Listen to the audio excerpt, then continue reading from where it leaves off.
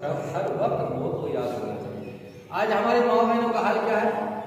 ना सास ना ससुर, बहू किसी को देखकर शर्माती नहीं है, ना सर पर दुपट्टा। और हमारी लड़कियों बहनों की दुपट्टे छोटे पड़ गए हैं और इतने पतला और बारीक कपड़ा पहनती है कि जिस्म के जरासीम भी नजर आते हैं। जबकि शरीयत में है कि सर का दुपट्टा अगर उसका पहनने के बावजूद बाल की स्याही नजर आए तो उस दुपट्टे से नमाज नहीं होगी, तो वो दुपट्टा पहनकर घूमना कैसे जाएगा। और माँ बाप भी अजीब है, अपनी बेटियों को इस तरह के लिबास ला करके देते हैं जो हमारी शरीयत में नहीं, जो हमारी शरीयत में है नहीं। जीन्स और टी शर्ट ये सब हमारी शरीयत में नहीं है, पतला बारीक कपड़ा ये हमारी शरीयत में नहीं है। मेरी माँ बहनों, मेरी आवाज जहां तक पहुंच रही हो, मेरी बात को गौर से सुनना। खास करके अपनी माँ बहनों से मैं कहना चाहता हूं कि दुपट्टा ऐसे पहनो कि हज़रत फातिमा की जिंदगी गुजर गई, किसी ने एक सर का बाल भी किसी ने नहीं देखा, किसी ने एक सर का बाल भी नहीं देखा। हमारी माए बहनें अगर सर पर बाल है तो दिखा कर दुपट्टे में नहीं रखती है कि देखो मेरे सर पर बाल है। जैसे ही तुम सड़क पर निकलती हो, अल्लाह के फरिश्ते तुम पर लानत भेजते रहते हैं। इसी औरत पर अल्लाह के फरिश्ते लानत भेजते रहते हैं। और सरकार दो आलम सल्लल्लाहु अलैहि वसल्लम ने फरमाया, दो तरह की औरत है जहन्नुम में जाएगी, दो तरह की औरत है जहन्नुम में जाएगी। तो सहाबा किराम रसूलुल्लाह तआला अलैहि सल्लल्लाहु अलैहि वसल्लम, क्या वो औरत अभी मौजूद है? सरकार ने फरमाया अभी वो मौजूद नहीं है, बाद में आएगी। तो सहाबा किराम रसूलुल्लाह तआला अलैहि वसल्लम उसकी पहचान बता दीजिए, वो किस तरह की लड़की होगी, किस तरह की औरत होगी।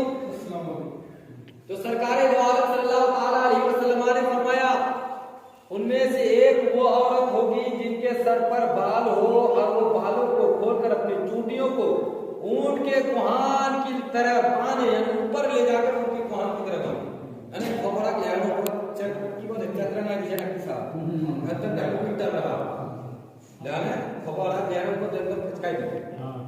हां सोच ले देख तो बिटा बोले। तो सरकार पहुंचे अगर किसी औरत के सर पर बाल हो और अपनी चूटियों को ऊंट के कुहान की तरह ऊपर ले जाकर बांधे तो ऐसी औरत है जहन्नम में, ऐसी औरत है जहन्नम में जाएगी। मुसलमानों, कोई किसी को मत समझाओ, सिर्फ अपने अपने घर की तरफ ध्यान दे दो, अपना घर सुधार लो, खुदा की कसम कहता हूं पूरी कौम सुधर। किसी को सुधारने की जरूरत नहीं है। मैं समझ गया कि जिन्नावाड़ी के लोग बहुत बेहतरीन है, बहुत बढ़िया है, सुनते हैं तकलीफ, इसलिए मैं कह रहा हूं कि अपने अपने घर को कंट्रोल कर लो, खुद बहुत गांव सुधर जाए। वरना आप अगर किसी को दूसरे को सुधारने के लिए जाएंगे ना तो आपके पीछे पड़ जाएगा। आज का माहौल ऐसा है, क्या बड़ा नमाज़िया बड़ा ढाई मिनट है पुरानी जहाज हालांकि ये नहीं छोड़े, अपने अपने घर को देखो बस। और दूसरी कौन औरत? सरकार फरमाते हैं वो औरत जो पतला और बारीक कपड़ा पहनती है और मर्दों का शक्ल इख्तियार करती है, पतला और बारीक कपड़ा पहनती है और मर्दों का शक्ल इख्तियार करती है, ऐसी औरत भी जहन्नुम में जाएगी। ये सब नजर आ रहा है। ये क्यों हो रहा है? सबसे पहला कारण है मोबाइल। अंग्रेज का तौर तरीका हमारे घर, मुंबई का तौर तरीका हमारे घर। हमारी कोई लड़की गई है क्या मुंबई, इंग्लैंड, आयरलैंड, थाईलैंड कोई गई है? नहीं गई है। तो कारण सिर्फ मोबाइल। बहरहाल अभी फिर बताऊंगा इससे आगे। इससे पहले एक बात बता दूं, मेरे दोस्तों बुजुर्गों, हम लोगों ने जलसा किया, विद्यावाले के लोगों ने जलसा किया, बहुत खुशी हुई। जलसा करना चाहिए, गांव से बलाया मुसीबतें डरती है, भागती है, बरकतें नासिल होती है, रहमतें नासिल होती है। लेकिन जलसा करने का मतलब ये नहीं है कि सिर्फ नियाज खा लो और तकरीर मत सुनो। अगर मैं पूछूं कि इतने उलमा तकरीर की है, एक बात मुझे बता दो इसमें क्या बयान किया। जब से मैं इस नियत से जाऊं कि कोई एक बात सुननी है उस पर हमको अमल कर दीजिए। अब हम जलसा कराते, हमें तो कुछ पता नहीं है, तो क्या फायदा हुआ इसे जलसा कराते? ऐसी बात तो नहीं है सिर्फ नियाज खाओ और खा लो, आप ही लोगों ने पैसे दिए, आप ही लोगों ने खाए, यही ना होता है? खाते तो हम ही लोग हो ना। तो फिर आपने सुनकर क्या नसीहत हासिल? कुछ तो निश्चित हासिल करनी चाहिए कि हम जलसा करा रहे हैं, इसका मतलब ये नहीं है। जलसा कराने से पहले इंसान को ये भी मीटिंग करनी चाहिए कि कितने लोग गाड़ी छोड़ोगे जेल से, कितने लोग नमाजी बनोगे, तब जलसा कामयाब होता है। अच्छा, अपने सीने पर हाथ रखकर सोचो, कितने लोग कब्रिस्तान गए? कब्रिस्तान के नाम से जलसा होगा। अपने सीने पर हाथ रखकर सोचो, कितने लोग कब्रिस्तान गए? कोई नहीं। तो फिर जलसा किस चीज का हुआ था? और शरीयत तो कहती है कि कब्रिस्तान कसरत से जाया करो, और जब घर से निकलो तो कलमाए तैयबा का विर्द करते हुए जाओ, और 4 हाथ फासले पर खड़े हो जाओ, और कुछ सूरतें पढ़ो, जो भी सूरत याद हो। कितनी दूर पर? फतवा नजरिया में हुजूर आला हज़रत के 4 हाथ के फासले पर, किधर को? पश्चिम की तरफ, यानी आमने सामने, उसका मुंह इसका मुंह, 4 हाथ फासले की तरफ आमने सामने खड़े होकर जो सूरत याद हो वो पढ़ो। पढ़ने के बाद खुदावंद कुद्दूस की बारगाह में अर्ज करो, ऐ पाक परवरदिगार, आज खास करके हम इन कब्रिस्तान वालों के नाम पर जलसे का इनेकाद किया है, मिलाद का इनेकाद किया है। ऐ पाक परवरदिगार, हम घर से जो निकले हैं कलमा तैयबा का विर्द करते हुए निकले हैं, यहाँ आकर सूरतें पढ़ी है, जलसे में जो कुछ बयान किया गया है, हमारे घर से बाप दादा खानदान जितने लोग गुजर गए हैं, तेरे महबूब बंदों के वसीले से हमारे कब्रिस्तान वालों को ठंडक अता फरमा, जन्नत में सारे सबक करने का तरीका यही है कि जो कुछ हम पढ़ते हैं पहले नेक बंदों को पहुंचाओ। ये अल्लाह नेक बंदों तक इसका सबक अता फरमा, उनके जरिए से हमारे घर से, हमारे खानदान दर खानदान से, या कुल मोमिनीन कुल मोमिनात में से जितने लोग गुजर गए हैं, इन तेरे महबूब बंदों के दुआओं के सदक़े से उनकी सगीरा कबीरा गुनाहों को माफ अता फरमा कर उन्हें जन्नतुल फिरदौस में आला सा। किसी ने कहा कोई गया तो कैसे तो जाना चाहिए, वो खास दिन था, आप लोगों ने उस दिन को खास बनाया कब्रिस्तान के नाम से, वरना हर जुमे के दिन जाना चाहिए कब्रिस्तान, और हर जुमेरात को रूहें घर आती है, हर जुमेरात को रूहें घर आती है, और पूरे हफ्ते के नामाए अमाल पेश किए जाते हैं। उनके औलादों ने उनके लिए क्या पेश किए, कितने कुरान की तिलावतें की, कितनी सूरतें पढ़ी, कितनी बार दुरूद पढ़ा, कितनी बार कलमा तैयबा का विर्द किया। रूहें आकर देखती है, तकती रहती है कि मेरी औलादें मेरे लिए क्या कर रही है। अगर उनकी औलाद हफ्ते तक कोई नेकी नहीं पहुंचाते तो नेकोकार लोगों के सामने वो मायूस होकर वो रूहें घर से वापस चली जाती है, वापस जाती है, रूहें घर आती है और मायूस होकर वापस चली जाती है। जबकि मेरे दोस्तों बुजुर्गों, ये मत सोचिए कि हम कब्रिस्तान जाएंगे, हमारे पास टाइम नहीं है। कब्रिस्तान जाना भी इबादत है और आना भी इबादत है, और मुर्दार आपको भी फायदा पहुंचाता है। मुर्दार कुछ वादी देवबंदी है जो कहते हैं मर गया मिट्टी में, मर गया मरने फातिहाना दरूद। मैं कहता हूं मेरे दोस्त बुजुर्गों, अगर इंसान आपस में कितना बड़ा दुश्मन ही क्यों ना हो, कितना ही बड़ा क्यों दुश्मन ना हो, लेकिन जैसे ही खबर आती है कि फला शख्स इंतकाल हो गया, हम क्या पढ़ते हैं? इन्ना लिल्लाहि व इन्ना इलैहि राजिऊन। कुरान पाक का एक हरफ पढ़े तो 10 नेकी, अलिफ लाम मीम पढ़े तो सरकार फरमाते हैं 30 नेकी, और सूफिया फरमाते हैं कि अलिफ में 30 नेकी है।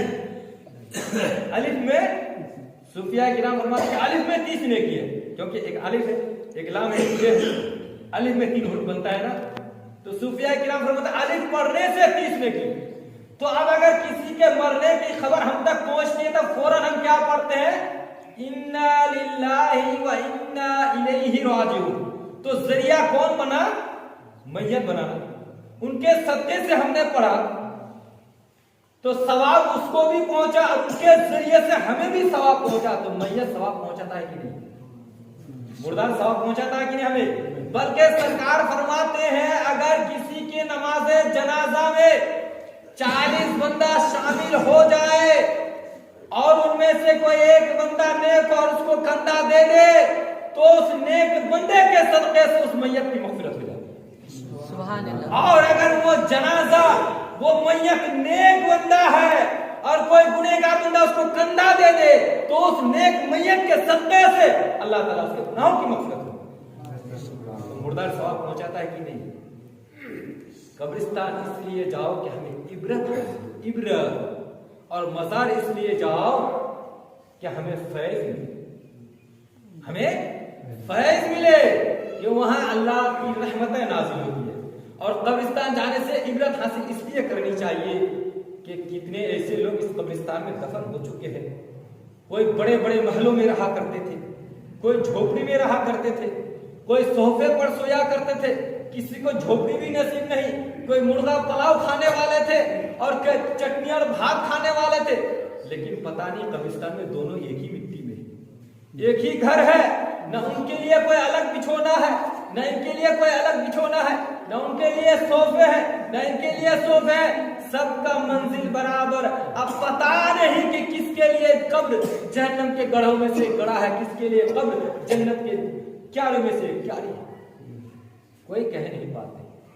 कब्र दोनों की एक ही जगह है, अमीर की और गरीब की। अब पता नहीं कि कौन किस हालत में है, लेकिन मिट्टी का फर्श है, मिट्टी का बिछोना, मिट्टी ही का घर है, अंधेरा है। अब किसका कब्र उजाला है वो खुदा जाने। ये तस्वर करना चाहिए, ये तस्वर करने से इंसान के दिल में खुदा का खौफ आता है। हजरत इमाम ज़ैद फरमाते हैं, इनको अल्लामा शुएब ने अपनी किताब में लिखा है, इमाम ज़ैद फरमाते हैं कि मैं अक्सर कब्रिस्तान जाया करता था, तो एक दिन मैंने क्या देखा कि लोग कब्र से निकल रहे हैं। आसमान से एक आग की जंजीर आई और एक बंदे के मुंह से निकलकर पायखाने के रास्ते की तरफ से निकल के चला गया। वो बंदा दर्द के मारे चीखना शुरू कर दिया और अर्ज करने लगा, ओ फरिश्तों, क्या मैं नमाज नहीं पढ़ता था? क्या मैं रोजा नहीं रखता था? क्या मैंने हज नहीं किया? क्या मैंने खैरात नहीं दिया? क्या मैंने सदका नहीं दिया? अल्लाह अकबर, वो बंदा नमाज़ी था। लेकिन इमाम ज़ैद फरमाते हैं, जब मैं कब्रिस्तान में ये मंजर देखा परेशान हो गया। वो बंदा चीख कर कह रहा है, बंदो फरिश्तों, क्या मैं नमाज नहीं पढ़ता था? मैं रोजा नहीं रखता था?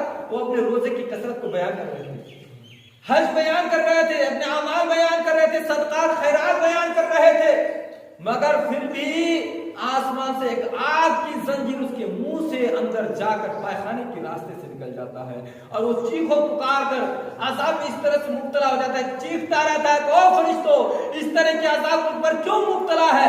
मैं तो नमाज भी पढ़ता था, रोजा भी रखता था, हज भी करता था, ज़कात भी देता था, खैरात भी करता था, सदका भी देता था, तो फिर इस तरह के अजाब क्यों?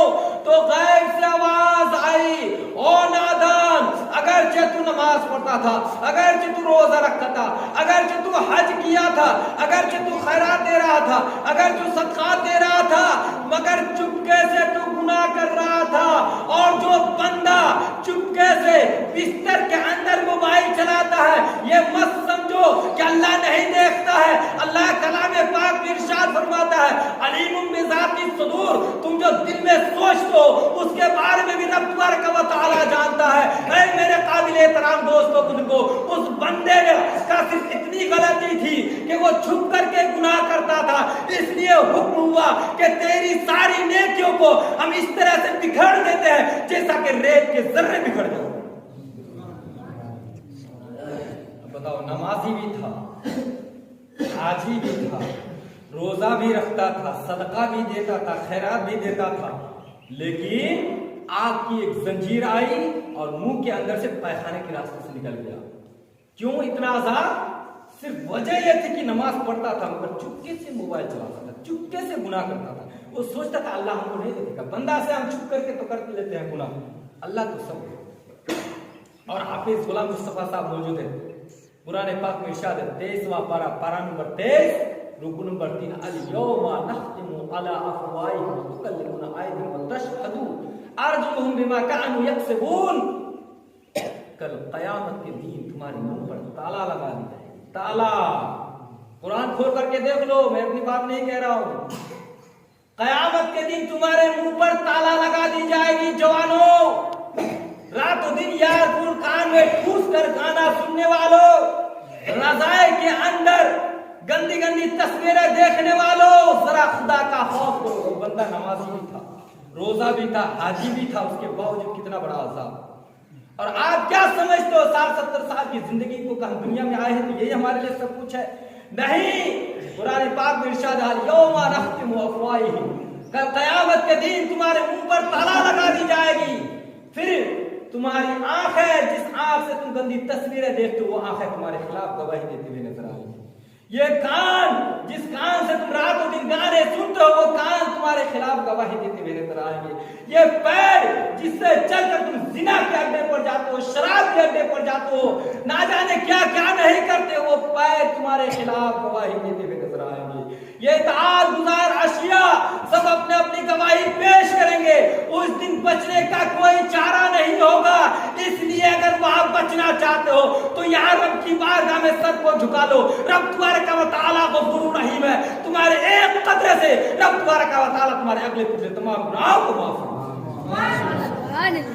पूरी दुनिया की दौलत एक तरफ, रब को सिर्फ 2 कतरा चाहिए, है कोई देने के लिए? पूरी दुनिया की दौलत एक तरफ और रब तबारक व तआला की रजा और खुशनुदी हासिल करने के लिए सिर्फ 2 कतरा काफी है। ये 2 कतरा बहुत कीमती है। दुनिया की दौलत एक तरफ रख दो, रब तबारक व तआला की रजा और खुशनुदी हासिल करना चाहते हो तो 2 कतरा काफी। अब वो 2 कतरा क्या है? जब कोई बंदा दीन इस्लाम की खातिर, आज अगर किसी के सामने हक बात बयान की जाए तो उसको मिर्च लग जाती है, लेकिन रब तबारक व तआला की रजा और खुशनुदी देखो। अगर कोई बंदा दीन इस्लाम की खातिर शहीद हो जाए और शहीद के जिस्म से जैसे खून टपक कर जमीन पर गिरता है तो रब तबारक व तआला को बहुत खुशी है। और दूसरा कतरा वो, जब कोई बंदा खौफे खुदा से अपने गुनाहों से सच्ची तौबा करके रब की बारगाह में आता है और सर को सजदे में झुकाता है और खौफे खुदा से एक कतरा आंसू सजदे में जाकर गिराता है तो शहीद के खून के कतरे से भी ज्यादा रब तबारक व तआला को उस वक्त खुशियां होती है जब कोई बंदा खौफे खुदा से एक कतरा आंसू सजदे में जाता है। तो मेरे दोस्तों, अपने गुनाहों से तौबा करो। ये मत समझो कि आप रज़ाए के अंदर छुप करके गुनाह कर रहे हैं। अलीमुम बिज़ातिस सुदूर, तुम जो दिल में सोचते हो अल्लाह उसके बारे में जानता है। वाह दावा अल्हम्दुलिल्लाह।